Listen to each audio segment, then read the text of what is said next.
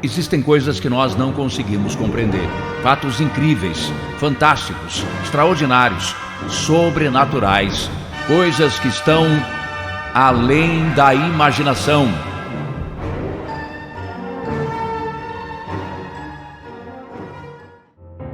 Chegou no canal por uma indicação do YouTube? Aproveite, se inscreva e ative o sininho para não perder mais nenhum vídeo. E se puderem, indique o canal para 3 pessoas, isso vai ajudar muito no nosso crescimento. Aqui no canal Relatos do Além, eu e o Cícero Augusto somos interlocutores das histórias enviadas por vocês, mas vocês decidem se elas são reais ou não. Nesse episódio, meu abraço vai para o Carlos Silva, a Andressa Pereira e o Léo Fernandes. Obrigado por acompanharem o canal. Fiquem com mais um relato assustador narrado pelo mestre Cícero Augusto, aqui no canal Relatos do Além. Relato Chupacabra no interior paulista. Olá, Cícero e anfitrião. Meu nome é Marcelo. Eu tenho hoje 38 anos. Mas o relato que eu vou contar aconteceu mais de 20 anos atrás, na cidade de São José do Rio Preto, quando eu tinha 16 anos, junto com meus pais e um irmão. O ano era 1997 e o meu pai tinha perdido o emprego no início daquele ano. Estávamos começando a passar dificuldades. E foi então que, por volta de março, meus avós maternos nos convidaram para morar com eles, numa cidade vizinha com cerca de 15 mil habitantes.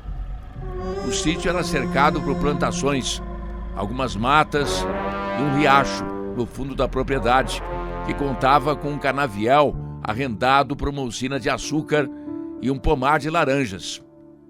Nós criávamos galinhas, porcos, patos e alguns cabritos para consumo próprio, além de uma pequena horta ao lado da casa. Cícero, os 2 primeiros meses foram muito bons. Eu estava adorando viver no campo, um lugar bonito, tranquilo. Mas a tranquilidade só durou até o início de maio, quando numa manhã acordo com os gritos da minha mãe. Ela estava transtornada enquanto apontava para o terreno e então eu, meu irmão, meu pai, saímos da casa e com espanto vimos várias galinhas e patos mortos espalhados pelo chão. Todos se perguntaram se poderia ter sido o cão do vizinho. Meu pai então pediu para mim ir dar uma olhada no chiqueiro e no cercado para ver como é que estavam os porcos e os cabritos. Mas mal dei um passo e o meu irmão já estava vindo de lá, dizendo que os porcos estavam bem. Porém, um dos cabritos estava deitado e muito debilitado, nem conseguia se mexer. Vamos lá ver o bicho agonizando com alguns furos no pescoço. Ele respirava lentamente. Depois de alguns minutos, ele morreu na nossa frente. Percebemos que os outros animais mortos estavam na mesma direção, com alguns furos no pescoço, penas arrancadas. Mas o mais estranho era que nenhum estava com marca de sangue. Todos pensamos que com certeza havia sido um animal selvagem da região. Cícero não parou por aí. O que seria apenas um acontecimento se tornou algo corriqueiro. Ao longo de uma semana, mais aves foram mortas e um cabrito apareceu ferido, sempre no pescoço. Parece que os ataques aconteciam na madrugada, pois quando eu chegava da escola, por volta das 11 horas da noite, as coisas estavam bem. Enfim, numa dessas madrugadas, meu pai acordou com um barulho estranho, com os bichos alvoroçados. Ele saiu no terreno com uma lanterna, porém não encontrou nada de anormal. Ficamos todos preocupados com aquela situação estranha. Mas do nada, os ataques pararam. Foram 10 dias com tudo de volta ao normal. Mas claro que essa paz não ia durar muito. Teve um dia, durante a madrugada, meu pai acordou e não viu minha mãe na cama. Foi até a sala procurá-la e se deparou com ela desmaiada no chão. Na hora, ele se assustou e começou a gritar, tentando acordá-la.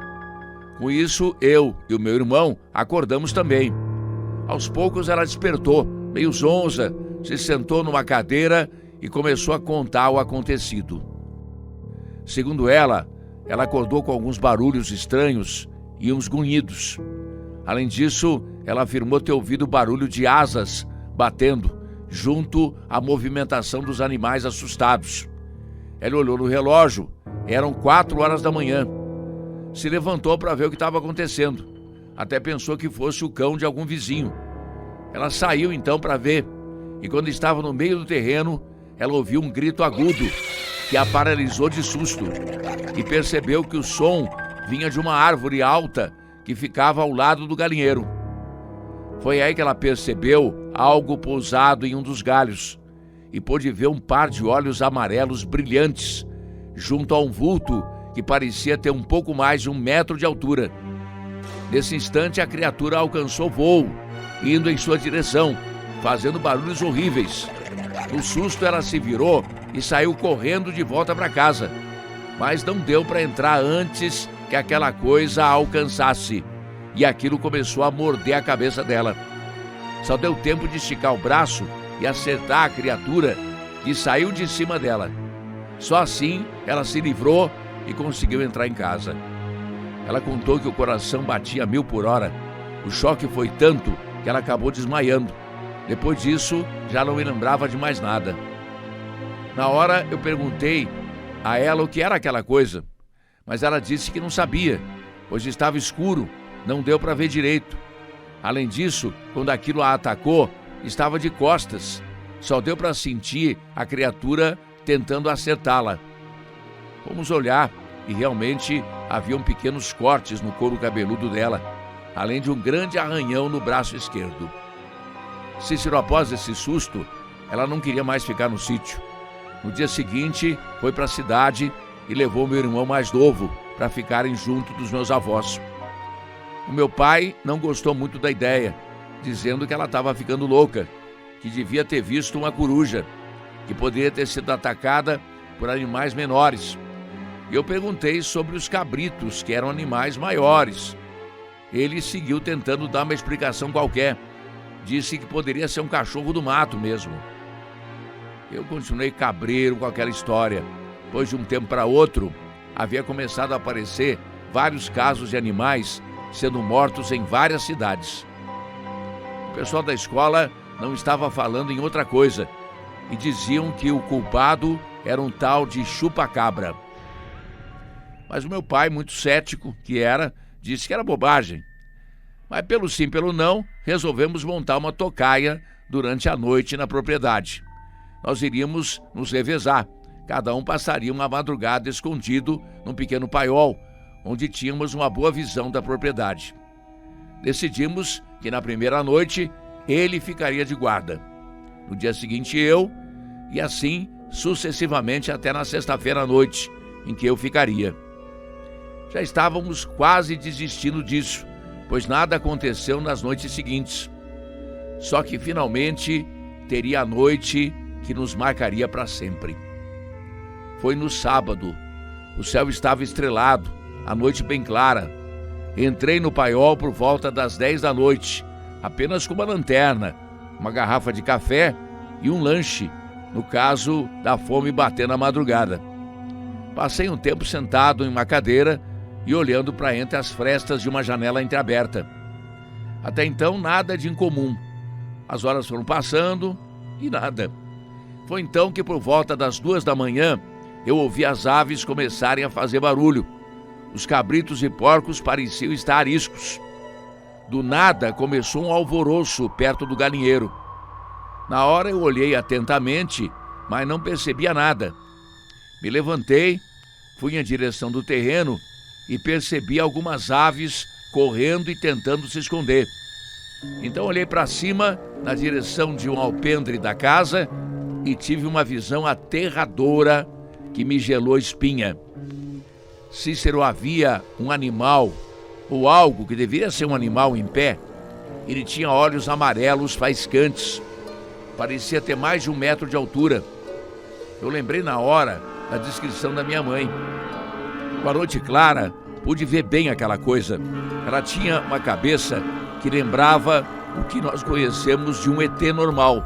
Olhos grandes, uma boca pequena, mas esse tinha dentes compridos que saíam dela. O seu corpo parecia ter recoberto de uma pele grossa, num tom esverdeado escuro, quase negro. Os braços eram finos e tinham dedos finos também, com pontas que pareciam garras negras. As pernas eram finas também, semelhantes às de um canguru, um pouco tortas para trás. Aquilo me encarou com um olhar maligno. Em seguida abriu os braços e pude ver que tinha algo que pareciam asas membranosas. Lembrava as asas de um morcego. A criatura então pulou e voou para cima de mim, fazendo barulhos horríveis, guinchando e grunhindo feito um demônio. Na hora eu só corri. Fui correndo de volta ao paiol para me abrigar, mas aquela coisa maldita passou por mim e já estava na minha frente esperando. Seja o que for, aquela criatura era inteligente. Eu resolvi então correr para o laranjal, onde poderia me esconder entre as árvores. Fiquei encostado nos troncos esperando ver algo, e se ouvia aquela coisa entre os galhos vindo atrás de mim. Cícero, aquilo parecia sentir onde eu estava. Mesmo naquele local fechado e escuro, ele me cercava. Nessa situação de desespero, eu achei que a única saída seria ir até o fundo da propriedade e me jogar num riacho que havia lá, imaginando que aquela criatura não me atacaria na água. Fui me esgueirando entre as laranjeiras até chegar nas margens. Mal consegui respirar aliviado e vi o maldito voar do meio do pomar para os galhos de uma árvore seca ao lado do rio. Novamente ele guinchou. Só de lembrar naquele som me gela o coração. A coisa já ia abrindo as asas para me atacar quando escutei passos correndo e vi meu pai chegando com um lampião a querosene na mão. Na hora, ele arregalou os olhos quando viu aquele diabo em cima da árvore. A sua reação, mesmo apavorado, foi jogar o lampião na direção da criatura, acertando o tronco da árvore. Ao quebrar, o líquido inflamável pegou fogo e uma parte da labareda caiu sobre aquela coisa, que ainda tentou voar, mas acabou caindo nas águas do riacho e sendo levado pela correnteza. Meu pai, assustado, perguntou o que havia acontecido, pois estava dormindo e acordou com alvoroço. E quando saiu para ver, percebeu eu correndo na direção do pomar e aquela sombra de algo voando atrás. Eu falei que aquilo só podia ser o tal chupa-cabras. Abracei ele e agradeci por ter ido atrás de mim, pois se não fosse ele, com certeza aquela coisa não me deixaria vivo para contar essa história. Enfim, no dia seguinte, nós corremos a propriedade, às margens do rio, tentando encontrar algo, mas nada. Seja o que for, sumiu completamente. Talvez tenha morrido e afundado, mas o fato é que depois daquela noite, nunca mais vimos aquela criatura. Mas ainda ficamos sabendo de ataques em outras regiões do estado durante um bom tempo. Cícero, houveram até reportagens de TV na época com algumas pessoas que testemunharam o caso, mas nós preferimos ficar quietos para não passar por mentirosos ou loucos. Eu acredito que a criatura não morreu e que poderia até haver mais delas por aí, quem sabe até hoje, vagando pela zona rural. Uma coisa eu sei, nunca vou me esquecer daquela madrugada em que o mal me atacou. Isso me fez mudar a maneira de enxergar as coisas e ter certeza que existem muitos mistérios além da imaginação.